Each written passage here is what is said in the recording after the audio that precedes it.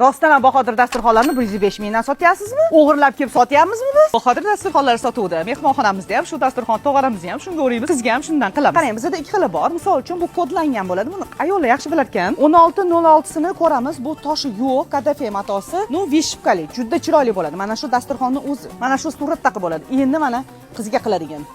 Qarang, toshlari bilan juda chiroyli. Rangi ham shunaqa oppoq, buni qaymoq rangliklari ham bor. Qarang, bittasi narxiga to'xtalaman. Misol uchun 1606 135 dan boshlab 5 metrgacha bo'ladi.